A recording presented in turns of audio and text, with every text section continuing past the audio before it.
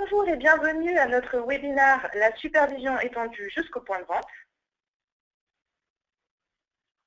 Vos interlocuteurs aujourd'hui seront Pierrick Martel, marketing produit, et moi-même, Sophie Legros, responsable marketing. Je suis votre hôte pour le webinaire d'aujourd'hui. Merci Sophie. À notre agenda aujourd'hui, on va commencer par décrire le problème à partir d'un cas client. On va montrer comment est-ce que l'on traite ce problème chez ce client et chez d'autres. Et puis terminer par 2 slides sur la mise en œuvre. Il y a une session de questions-réponses, donc je crois que dans l'interface, il y a un moyen d'envoyer ces questions, soit par le chat, soit par question. N'hésitez pas à les poser au fur et à mesure, on y répondra à la fin. Donc le problème c'est celui d'un SI qui est très fortement distribué sur de nombreuses agences, nombreux points de vente. Et en fait, on prend le cas d'un client qui est en fait une chaîne de distribution de chaussures, présente dans toute la France. Ils ont 850 boutiques en France. Et le problème finalement qui se pose pour eux, pour les gens qui sont à l'exploitation, ou les gens qui font le niveau 1, les pilotes d'exploitation, etc., c'est les patrons de boutique veulent savoir, au moment où le matin ils vont arriver à 9 h ou à 10 h dans les centres commerciaux, lever le rideau, la métallique, est-ce que tout est bien d'équerre?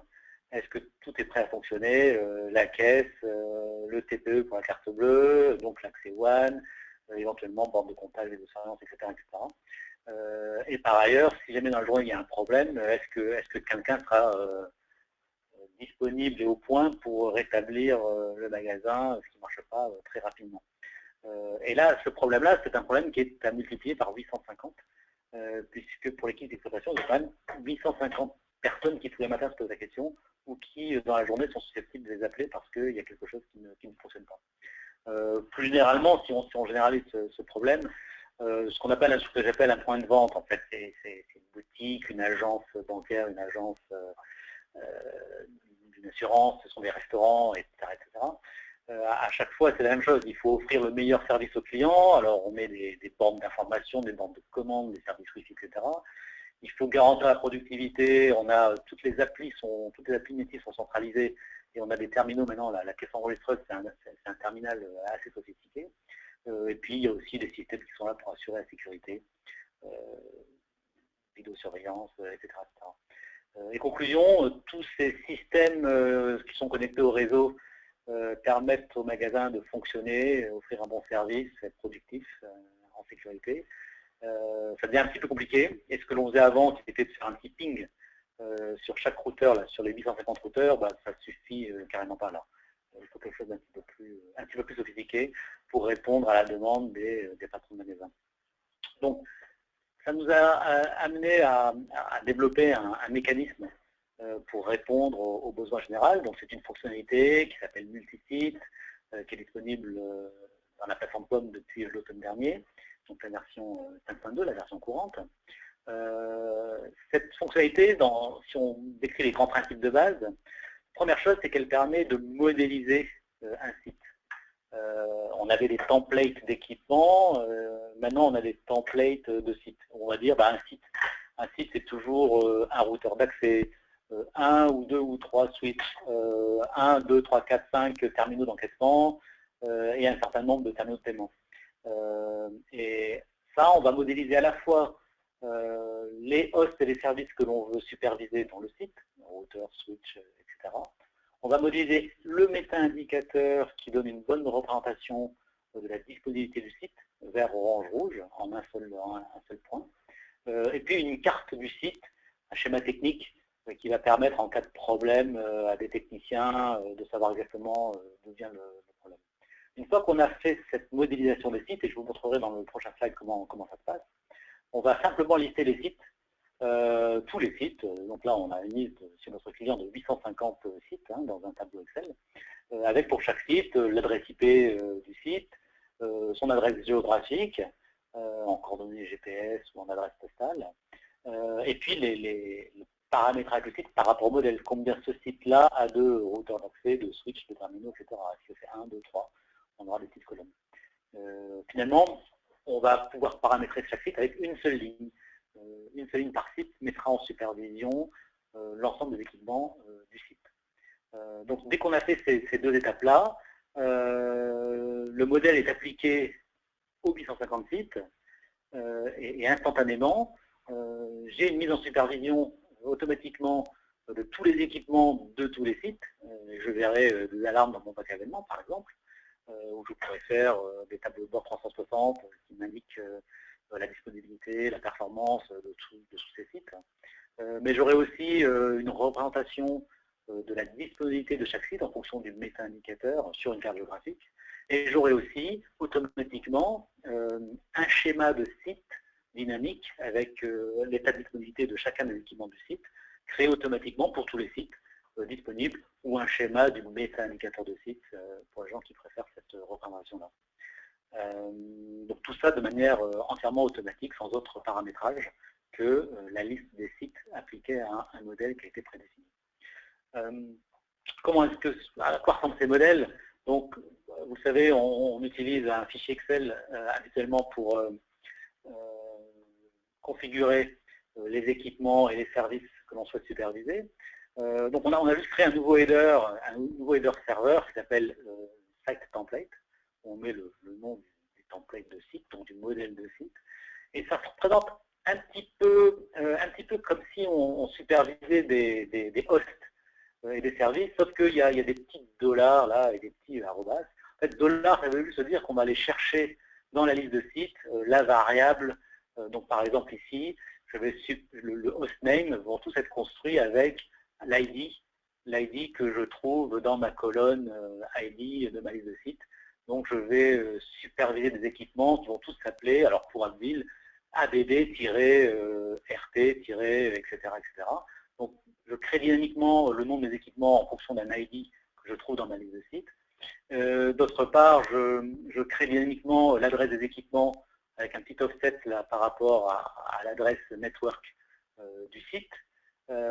Et je mets comme d'habitude le type de chaque équipement de façon à savoir quoi superviser. Par exemple, ici sur un serveur Windows 2008, ici pour faire du ping, quand c'est IP, ici un routeur Cisco. Et puis il y a des petits arrobas. Arrobas, c'est parce qu'on peut avoir plusieurs routeurs, plusieurs Active Directory, plusieurs caisses, plusieurs TPE. Et donc, on va générer ici autant d'équipements de type caisse, AD, routeur, TPE, qu'il y a de caisses, de TPE, de AD définis pour mon site dans ma liste. Donc ça paraît un petit peu compliqué comme ça, et effectivement, il faut peut-être quelques heures pour bien maîtriser la syntaxe, bien mettre au point son modèle. Mais une fois qu'on a passé ces quelques heures, on va pouvoir superviser automatiquement 850 sites instantanément. Donc ça vaut le coup d'y passer quelques heures avec un bon formateur pour maîtriser. C'est très proche de ce que l'on fait lorsqu'on supervise un équipement. Il y a juste les petits dollars et arrobas à maîtriser.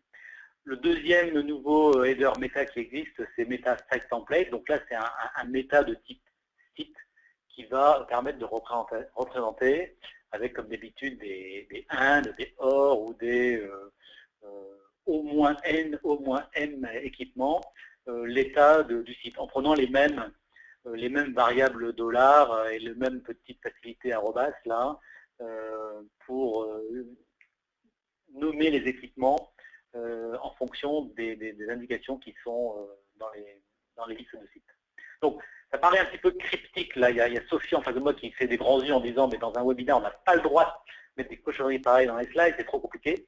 Mais si vous avez déjà utilisé notre plateforme et nos fichiers Excel, vous saurez très rapidement, en quelques heures, maîtriser le système. Ce que je n'ai pas représenté ici, c'est qu'il faut aussi créer une carte du site, le schéma technique du site, mais ça, je crois que j'en parlerai un petit peu plus tard. Alors, si on veut voir ensuite comment ça marche et à quoi ça sert, on peut faire une petite démonstration. Donc là, je vais me connecter. Ça, c'est notre site web www.pom-monitoring.com. Il y a un gros bouton bleu démo en ligne. On est là connecté sur une plateforme, une vraie plateforme POM, mais qui est alimentée avec des données fictives. Et dans l'onglet Maps, alors on aimerait bien que ce soit écrit un peu plus gros, mais je ne sais pas forcément faire ça. Si je zoome. Voilà, j'ai présumé. Dans l'onglet Maps, dorénavant, automatiquement, là, parce que j'ai créé mon modèle de site et mes 850 sites. Alors dans la démo, je crois que c'est pas 850, on a mis 200, 250 sites. On a mis 250 sites avec leur adresse postale et ça m'a créé directement l'état de ces sites. Alors quand j'ai des gros points ici, c'est Google, c'est du Google Maps. C'est Google qui agrège l'état de tous les sites qui sont en dessous. Et alors si je zoome par exemple sur, on va zoomer là du côté de Paris ou de ici, à force de zoomer, j'ai toujours des sites indépendants comme ça, ou alors je clique sur un regroupement et là j'ai tous mes sites de la région, je vais cliquer ici et là bah, j'ai deux sites, un site qui est vert là et un site ici qui est rouge. À partir de ce site, j'ai accès au fameux schéma du site qui a été créé lui aussi complètement automatiquement, ou au méta-indicateur qui a été créé automatiquement. Si je prends un schéma de site, voilà. Ici, en plus du modèle dans le format Excel là, que je vous ai montré, j'ai créé un modèle de carte map, de schéma technique, qui dit bah, j'ai des routeurs, un ou plusieurs routeurs, un ou plusieurs Active Directory, les caisses et ici les TPE. Et en fait, la plateforme POM va générer un schéma automatiquement par site et va mettre le bon nombre d'indicateurs ici. Si mon site avait 4 caisses, j'aurais 4 indicateurs qui seraient vert, orange, rouge en fonction de la disponibilité. Ou si j'en ai qu'un, ben j'en ai qu'un, etc., etc. Et à partir de là, c'est comme sur tous nos schémas PAS, j'ai l'indication de qu'est-ce qui ne va pas. Bah, visiblement, cette caisse-là, unreachable, bah, quelqu'un l'a débranchée. C'est la femme de ménage là, en passant l'aspirateur le matin qui a juste débranché la prise. Donc voilà, il va falloir appeler quelqu'un de dire c'est la caisse numéro 2 qui est débranchée. Merci de le rebrancher avant d'ouvrir le magasin. Évidemment, j'aurais pu faire une représentation, je vais revenir, de type méta-indicateur. C'est la même chose, hein, c'est juste une façon de... Si on regarde, c'est Bastia, la Bastia, le méta-indicateur, c'est exactement la même chose, mais c'est la représentation de type méta-indicateur qui dit que bah, je vais faire un sur les deux interfaces, l'interface one et le ping, que je vais faire bon, des OR et des AND, etc. C'est à peu près la même chose. Tout ça c'est généré automatiquement et évidemment je retrouve la même chose dans mon pack événement. Si je prenais, on va prendre un chiffre, hein, quelque chose qui est en rouge ici, là, du côté de Bordeaux, mon site ici, à partir du moment où j'ai quelque chose qui ne va pas, je peux me retrouver dans mon bac événement avec les mêmes indicateurs.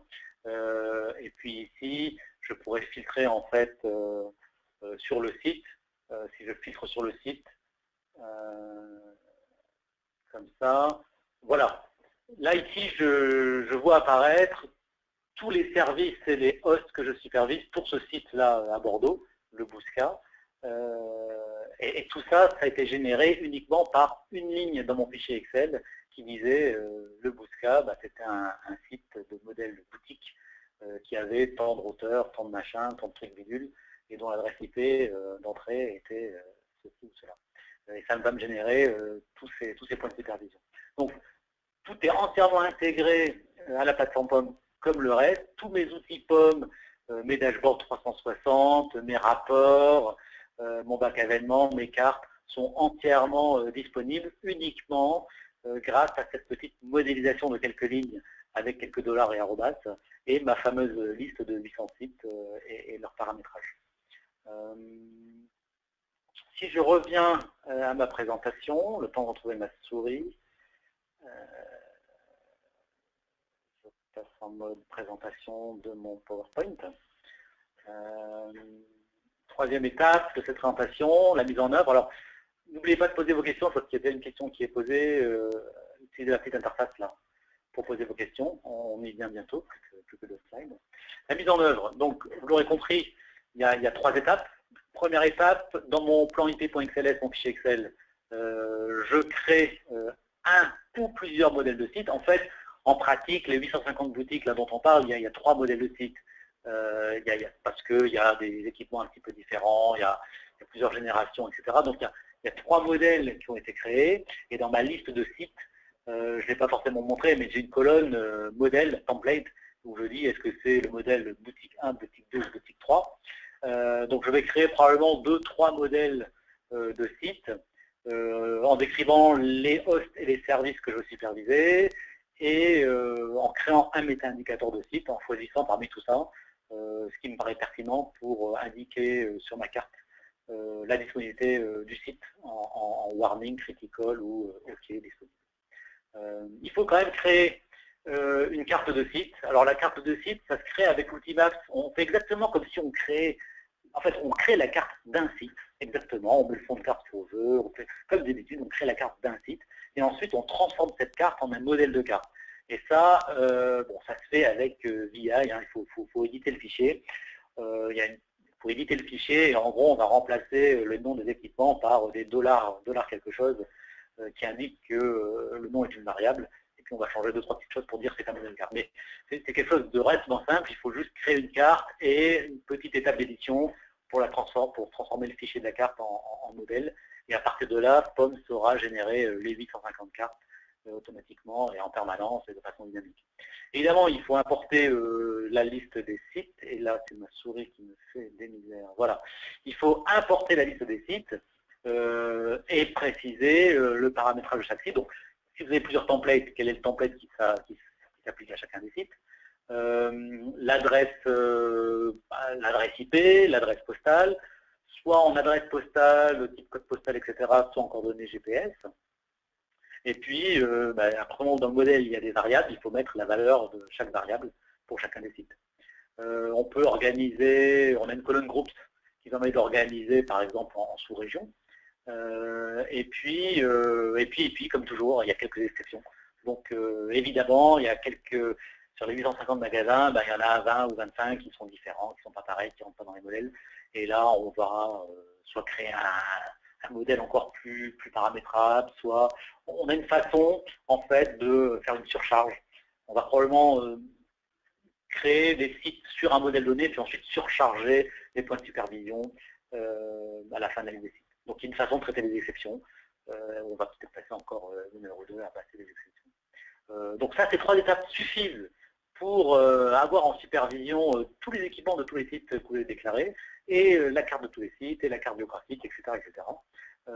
Donc c'est quand même un outil de productivité assez impressionnant. C'est impressionnant lorsque l'on met sous supervision la première fois, mais ce qu'il faut voir, c'est que dans cette chaîne de magasins, il y a en moyenne 2 ou 3 modifications par semaine de sites. Une boutique qui ouvre, une boutique qui ferme, une modification dans une boutique. Il y en a 2 ou 3 par semaine, donc 2 ou 3 fois par semaine. Là, il suffira de trouver la ligne qui décrit le site et de modifier la variable ou modifier le template ou faire une petite modification de ce genre-là. C'est quand même plus facile que si on devait tout déclarer à la main. D'ailleurs, on ne le ferait pas.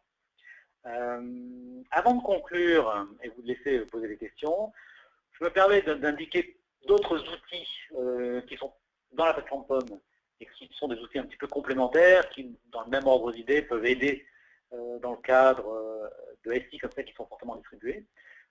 Une fois qu'on supervise toutes nos agences et que les agences utilisent des applications centralisées, par exemple pour le réassort ou pour simplement l'encaissement, etc., on va peut-être vouloir mettre sur certaines agences un agent POM, un petit bout de software, la POM agent, qui exécute tous les 5 minutes un scénario typique, nuit et jour, week-end et semaine, un scénario typique d'un employé du magasin, du point de vente, de l'agence, qui exécute l'application pour mesurer les latences, les temps de réponse et pouvoir répondre plus efficacement aux remarques que l'on a régulièrement en exploitation qui ont ah dis donc c'est long, régulièrement c'est un peu lent, en début d'après-midi, etc., etc. Donc je ne vais peut-être pas mettre un POM agent sur chacune des agences ou chacun des sites, mais je vais peut-être distribuer là sur 10% des sites un agent POM qui va exécuter des transactions en permanence de façon à avoir une bonne idée des latences en usage réel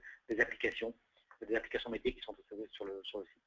Un autre complément, c'est en 5.3, donc dans la prochaine version qui va sortir là bientôt, disons à la fin du mois de mars, on aura des rapports de capacity planning pour la bande passante qui vont permettre, sur ces 850 routeurs d'accès là, d'avoir des rapports qui montrent quels sont les routeurs qui sont très souvent en surcharge, c'est-à-dire qui passent en heure ouvrée beaucoup de temps, au-delà de 80% de bande passante, où on va faire une tendance, un rapport de tendance qui dit d'ici 50 jours, tel et tel routeur d'accès seront saturés. Donc ça, c'est aussi un outil complémentaire à multisite bien pratique. Enfin, on a des clients qui, une fois qu'ils supervisent leurs boutiques, leurs agences, et qu'ils ont maintenant accès finalement à beaucoup plus d'informations qu'ils n'avaient auparavant. Ils ont accès à la caisse, ils ont accès aux bornes de sécurité à l'entrée du magasin qui permettent aussi de compter le nombre de gens qui rentrent et qui sortent, ou aux caméras de vidéosurveillance dont certaines savent aussi compter le nombre de personnes qui rentrent et qui sortent. Et de là, on peut avoir un nouveau type d'indicateurs qui sont des indicateurs de type business operations. C'est plus de la technique, là, c'est quel est le taux de transformation de mon magasin, combien de personnes achètent par rapport au nombre de personnes qui rentrent dans le magasin. Et ce que je vais superviser dans des tableaux de bord 360, comme on fait d'habitude, je vais superviser non pas uniquement la disponibilité technique de mon magasin, ce qui est déjà pas mal, je vais mesurer carrément la performance opérationnelle du magasin en termes de chiffre d'affaires, de panier moyen ou de taux de transformation. Et ça, c'est quelque chose qui est complémentaire, orthogonal à la fonction multisite. Simplement, la fonction multisite a permis, c'est un espèce de prérequis, a permis d'avoir accès comme ça très facilement en quelques lignes dans un fichier Excel à toutes ces informations dans le magasin. Et à partir de là, je peux monter d'un cran et passer des problématiques d'exploitation IT aux problématiques de pilotage de l'opérationnel de mon entreprise, de ma chaîne commerciale, de ma supply chain, de Réapro, etc. Donc, cette présentation de la fonction multisite. Je vais peut-être repasser la parole à Sophie. Merci Pierrick. Donc, pour plus d'informations, si vous voulez en apprendre un peu plus sur la fonction multisite ou sur POM en général, vous n'hésitez pas à nous contacter. Soit vous êtes déjà en contact avec un interlocuteur dédié chez POM, et à ce compte-là, n'hésitez pas à retourner directement vers lui en mentionnant ce webinaire, soit au numéro et coordonnées qui s'affichent sur votre écran. Les petits webinaires comme ça, on en fait tous les mois. Le prochain, donc, c'est le dernier jeudi du mois de mars sur l'APM, mesurer le ressenti utilisateur de chaque application critique. Pour vous inscrire, vous trouverez toutes les informations sur notre blog ou sur nos réseaux sociaux. Je passe pas plus de temps là-dessus. On va commencer les questions-réponses. Donc, on en a reçu quelques-unes pendant que Pierrick parlait. N'hésitez pas à continuer à nous les envoyer. La première, Pierrick, c'est un client. Il me dit, je suis déjà client, est-ce que cette fonctionnalité est payante? Est-ce que c'est un coût supplémentaire? Oui. C'est une fonctionnalité optionnelle de la plateforme. En fait, on a plein de clients qui ne sont pas dans ce type de configuration multisite, qui supervisent juste leur data center et 3-4 sites de bureaux. Donc, eux n'ont pas besoin de l'acheter. Et ceux qui sont dans la configuration multisite la payent en supplément. Merci.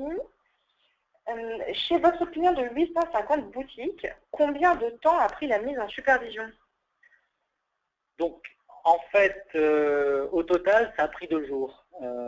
Il a fallu une matinée pour créer le premier modèle de site, tester sur une liste de sites, etc. Ensuite, une deuxième demi-journée pour créer une carte de site. Et le lendemain, on a créé les 2 autres modèles de sites et gérer les exceptions. Et au bout de 2 jours, les 850 magasins étaient sous supervision, les cartes étaient disponibles, la carte géographique, etc. Tout était sous supervision opérationnelle. Donc ça, c'est une prestation que l'on propose. On peut vous vendre effectivement la licence logicielle multisite, mais aussi les 2 jours d'accompagnement qui permettent en gros de se former, de la mettre en place et de se former à la petite syntaxe particulière de façon à plus tard être autonome dès qu'il y a des changements dans un site ou dans un template de site. Merci Pierrick. J'ai une question de suivi par rapport à la première que j'ai posée. Sur les coûts, donc la personne a bien compris qu'il fallait payer en plus, mais comment ça se passe en nombre d'équipements? Est-ce qu'il faut tout multiplier par le nombre de points de vente? Comment ça se passe? Oui, donc effectivement, notre modèle de licence, il est par équipement. Vous achetez la plateforme en fonction du nombre de hosts, d'équipements, d'adresses IP que vous supervisez. Là, d'un coup, si vous achetez la fonction multisite, elle est vendue par nombre de sites. Il va falloir superviser aussi tous les équipements de ces sites. Alors, il n'y a pas de double peine, c'est-à-dire qu'on ne va pas payer en plus 850 fois, je ne sais pas moi, 5-6 équipements, etc. En fait, quand on vend la fonction multisite, en gros, on vend aussi la supervision des équipements de ces sites. Alors, il y a une limite, je ne sais plus combien, c'est pas 5 équipements par site quand même. Mais les conclusions, on achète à la fois la fonctionnalité multisite, un outil de productivité, et finalement l'extension de surface de supervision à tous les équipements de ces sites. Ce qui fait que la fonction finalement n'est pas très chère. Merci Eric. Vous parlez beaucoup de points de vente, mais est-ce que ça marche dans l'industrie si j'ai beaucoup de sites de production? Donc, plusieurs choses. D'une part, notre plateforme POM, elle marche quel que soit le nombre de sites. Il y a pas, enfin, si vous avez 5 sites, POM supervise les 5 sites. Aujourd'hui, on s'est déjà déclaré des sites.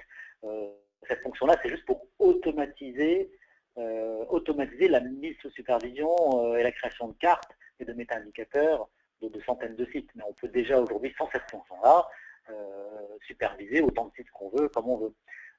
Si vos sites de production sont tous conçus à peu près de la même façon, avec le même type de routeur, d'équipement, etc., oui, vous pouvez l'utiliser pour vous faciliter la maintenance.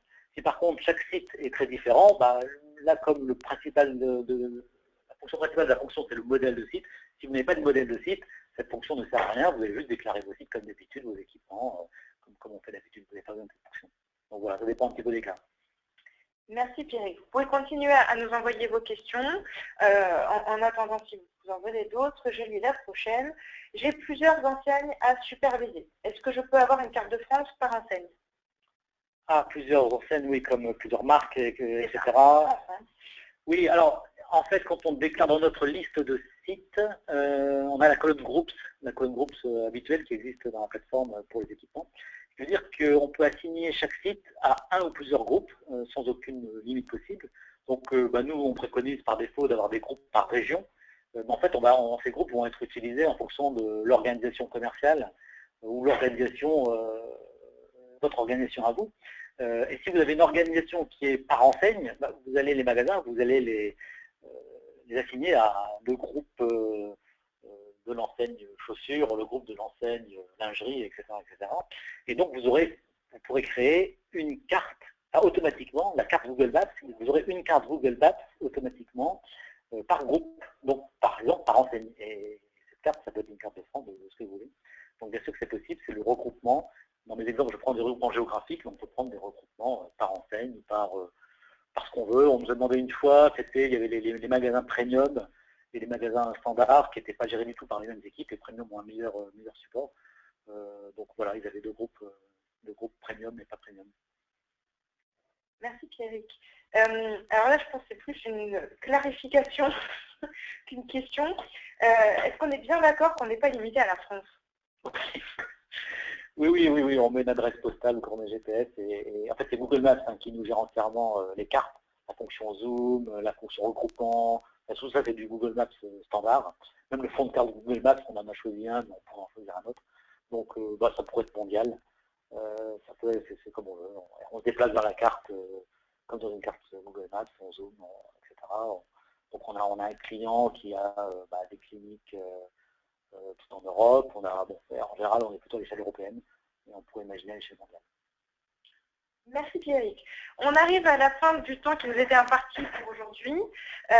Vous recevrez d'ici le début de semaine prochaine un petit email avec un lien pour aller télécharger une copie des slides que Pierrick a présentés, ainsi que la vidéo du webinaire d'aujourd'hui.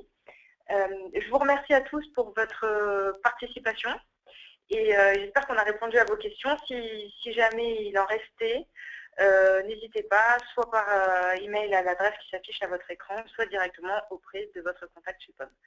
Merci à tous et bon après-midi. Merci, au revoir.